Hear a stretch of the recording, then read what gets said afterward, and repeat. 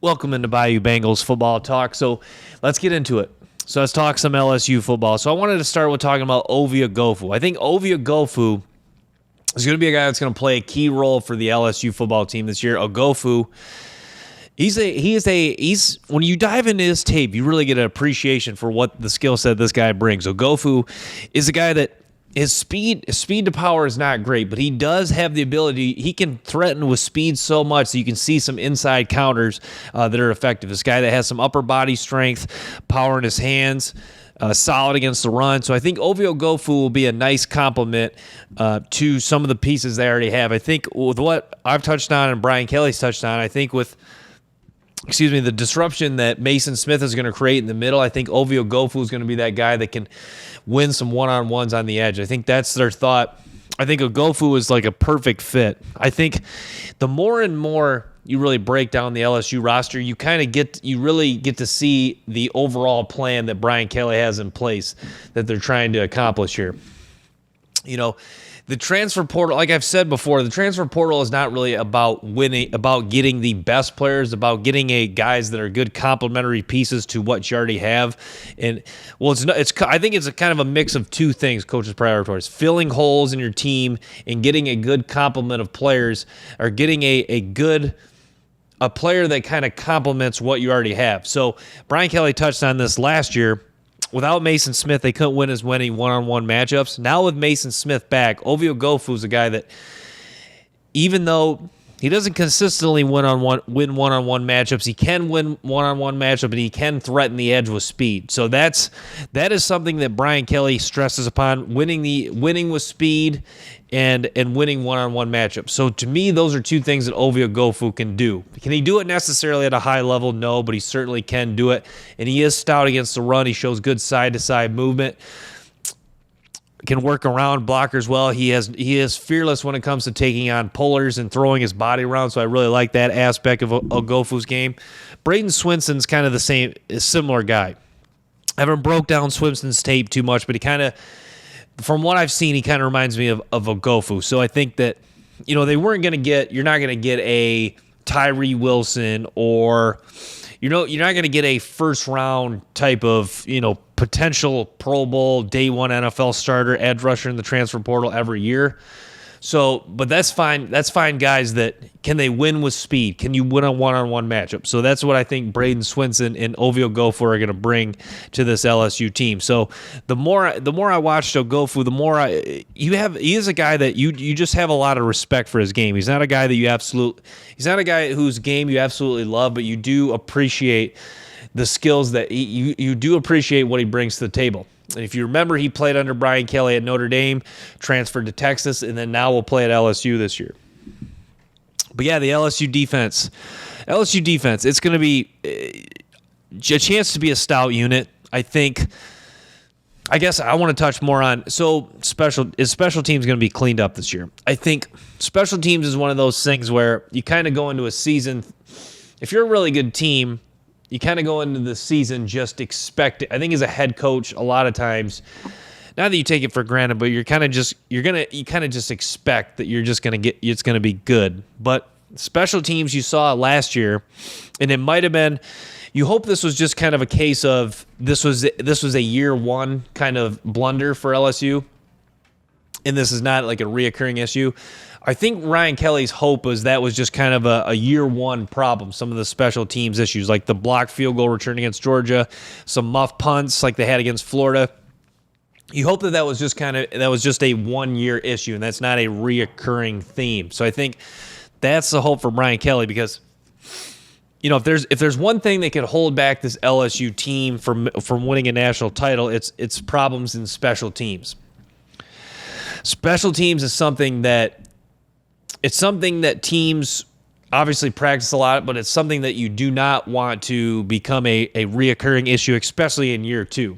Because Brian Kelly, I think the way he touched on this past season, his first year there, he knew that there was going to be some issues. He knew that there was going to be some things they needed to clean up heading into year two. Special teams, I don't know, was necessarily one of those things he thought that was going to not go poorly, but I think he thought it was going to go better than it did. So to me, I think he is going to put an emphasis on it, but it's one thing you can't really stress too much, because with limited practice time, then you're kind of taking away from other things. But it sounds like Brian Kelly is a believer in putting some of his best players on special teams. You see Alabama, Nick Saban has always taken pride in putting some of his best players on special teams, because special teams, it's one of those things that's it's not necessarily a problem till it becomes a problem. And when it becomes a problem, it can cost you games. Look at Alabama 2013, the kick six against Auburn. Not that it always results in a big play, but when you're in the grind of an SEC season, you want to take every advantage you can. And if you have prepared offense, defense, and special teams to the highest ability, and you play clean, turnover-free, and mistake-free football on offense, defense, and special teams, that could be what gives you that extra edge to win an SEC championship and get to a playoff. So keep an eye on special teams this year. I know it's one thing LSU fans are really keeping an eye on and certainly monitoring. So the next thing I want to talk about is Florida State a must-win game. So you think last year they lose to Florida State, start 0-1, tough start. And you think this year they have all the preseason hype, a lot of people believing in LSU, a lot of people thinking that this is a legit national title contender, and now a 2.5 point favorite against Florida State. It seems like they will be the popular pick in this game. We'll see if the line moves at all. I think it's probably going to hang around 2.5, 3. I think it did open at LSU -3, now -2.5. So to me, I think the question is, it kind of raises the question that I kind of just got to, or I kind of just hinted at. What if they do lose? How much does this derail the LSU's team's confidence? And I know Brian Kelly's a guy that he already said that game is really not going to define their season. Now, that's not exactly what he said. I'm just paraphrasing. But what if they do lose that game and start 0-1? How much, and players will say this too, it's only one game, but psychologically, that is definitely going to take a hit on the confidence of this LSU team. The question is how much. And I don't think it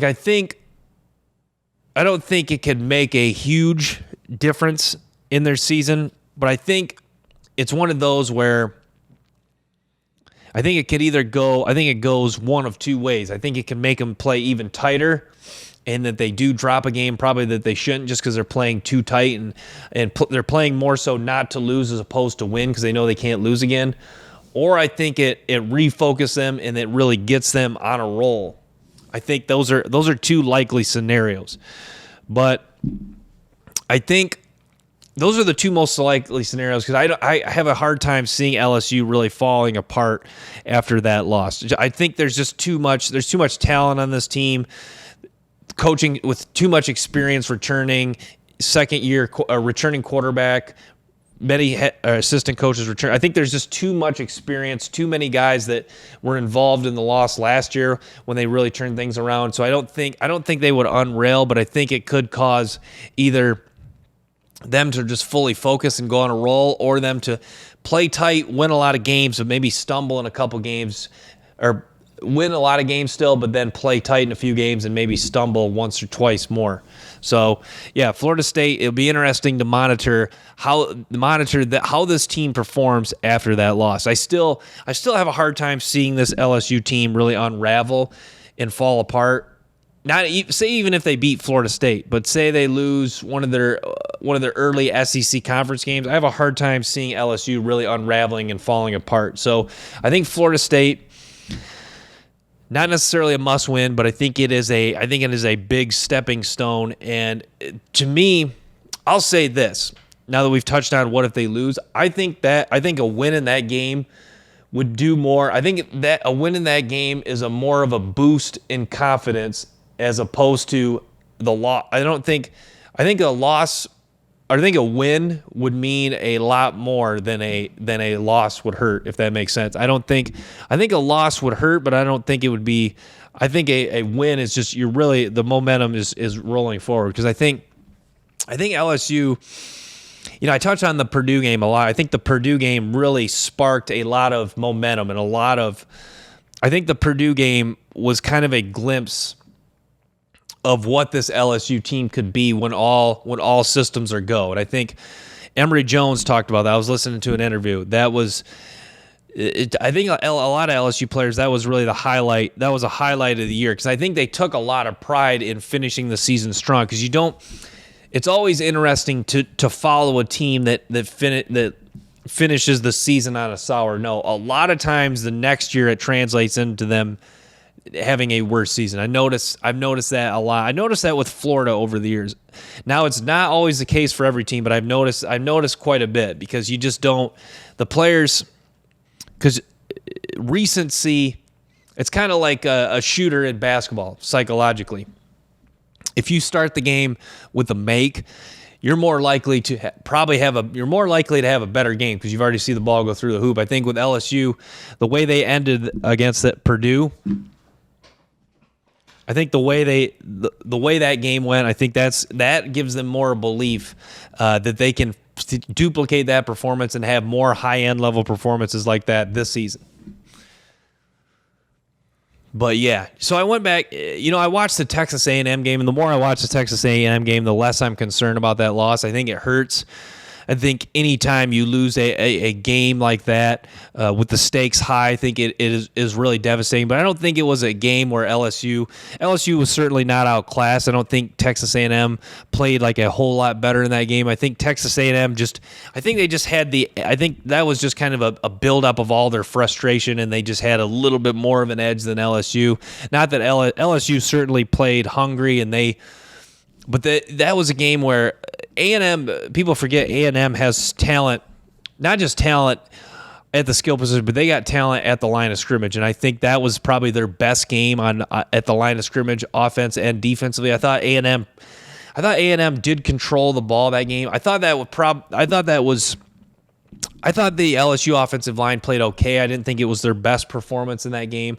I think it was more so a mix of LSU was just kind of pressing a little bit in that second half when they were trailing, and you saw just A-Chain got in a rhythm running the ball. So I think that's another thing the LSU defense is going to have to avoid. Can they avoid opposing offense running backs getting into a rhythm? Because you saw in that game when A-Chain, when the offensive line had a little bit of an edge and A-Chain was in a rhythm, you saw the LSU defense seem to be pressing a little bit, kind of trying to strip the ball out, not really wrapping, making tackles. So I think that's something you got to monitor with the LSU defense this year. But yeah, you got to believe LSU is going to get a freebie against Grambling State. You got to believe that's going to be a win for them. So, and yeah, I was listening to Emory Jones interviewed. Emory Jones seems like an awesome guy. I think this is a guy this was actually his first spring. Interestingly enough, Emory Jones would be interesting to see what leap he takes in year two. And, there's rumors that maybe they move him to guard. I think it is an interesting question. I think it all depends on how much does a guy like Zeeland's hurt, or DJ Chester, some of the incoming freshmen, how much of an impact they make in fall camp. I think that kind of depends on Emory Jones moving to guard. If Hurd or Chester is that superior, then maybe they move Jones to guard and play Hurd or Chester at tackle. But yeah, I was impressed with Zeeland's Hurd. Hurd certainly is a specimen. Chester, a really good player too. I think Chester probably does have the versatility to play guard or tackle, but likely a guard or center at LSU. But yeah, he's a good player nonetheless. So. And his tape really stood out. There was some moments where he really drove some people back, knocked some people into the ground. So I think, Zeeland's Hurd gets a lot of the hype, rightfully so, for being the 5-star guy. But DJ Chester is a really good player nonetheless. So LSU is going to be in good shape on the offensive line next year, and I think they're going to be in good shape on the offensive line for the foreseeable future. Look at a guy like Mason Lunsford, who I touched on, the transfer from Maryland. I think he should have another year eligibility, so potentially next year you have Will Campbell, Emory Jones back. I know next year's a long ways away, but even if you lose Charles Turner, Miles Frazier, I think you can fill in DJ Chester, maybe Hurd or Lunsford. So I think you have even if you lose some guys, I think there's some guys that can really fill in nicely on the interior of the offensive line.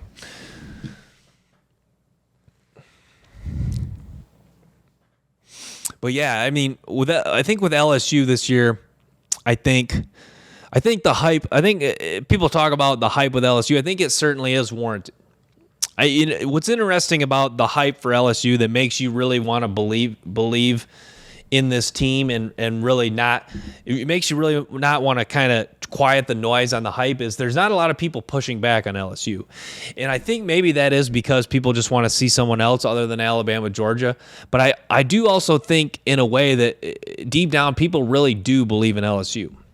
Now, before I started this channel, I was kind of looking, when college football ends, it was around Georgia, TCU, national title, like the national title, you're kind of, it's kind of, you kind of get the hint that college football is over, even the night of the national championship, even though you usually try to enjoy that game. This year was a blowout, Georgia rolling TCU, but you kind of get a glimpse of, who's going to be good next year, who's returning a lot of guys, who has a lot of talent coming back, who has a returning quarterback, all the things, key ingredients you want in a team, in a kind of a new team to win a national title, if you will. So, and I'm looking at LSU and I'm thinking they're checking all the boxes.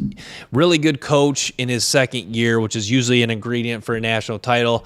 Returning quarterback, experience on the offensive line, one of the best offensive line in the country, if not the best. 2 difference makers on the defensive side of the ball, at least, maybe 3 or 4. Depends on Omar Spates, maybe.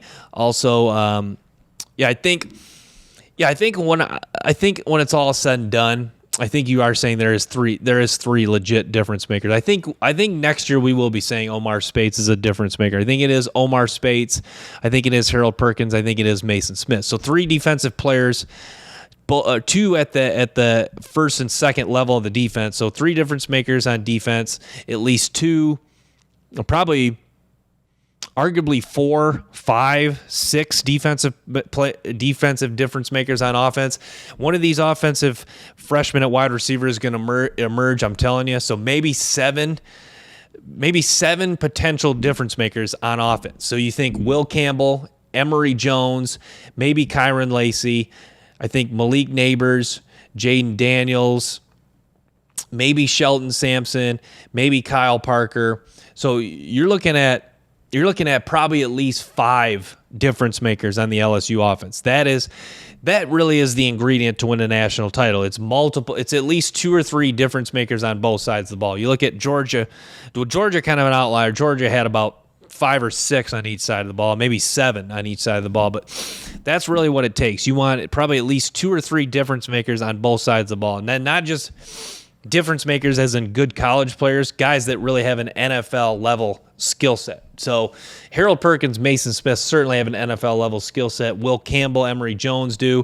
Jaden Daniels is debatable, but Malik Neighbors certainly does. So if you're talking about certainly definite NFL skill set, 3 on offense and 2 on defense at least. Probably 3 if you throw in. So you could argue 3 and 3 on 3 on offense, 3 on defense. Combine that with special teams cleaned up, second year of talented assistant coaches returning in Mike Denbrock and Matt House, and it is a winning combination for a football team that won 10 games last year, finished on a high note, had a really good SEC record, won the West, beat Alabama. It is all the ingredients you look for in kind of that new contrarian pick other than Alabama and Georgia to win an SEC title. And really against Alabama, you could argue they controlled the line of scrimmage against Alabama, which to me that says a lot. I think that's one thing. I think the way LSU beat Alabama was very telling, because if you watch Brian Kelly's Notre Dame teams against Alabama, like the one year they kind of kept it close in the first half, 2020, but then you really saw that in the second half it was just they pulled away, kind of like a small D1 school. It doesn't have the depth playing with the team for the first half, and then the second half you really see the depth chart kind of really show its true colors in the playmakers emerge. To me, to me, LSU beating Alabama, they really, you could argue they had the edge on the line of scrimmage. And if someone were to say that Brian Kelly and LSU is going to beat Alabama in year one. I would have thought it was Jaden Daniels has the game of his life. He has a Trevor Lawrence, Johnny Manziel. Who are some of the other quarterbacks that beat Alabama? Like Deshaun Watt. Jaden Daniels has his best game run. He's running all over the place, throwing all over yard. Now Jaden Daniels played well in that game, but he was not like the true difference maker necessarily. So I think the way LSU beat Alabama, I think, is really telling. I think that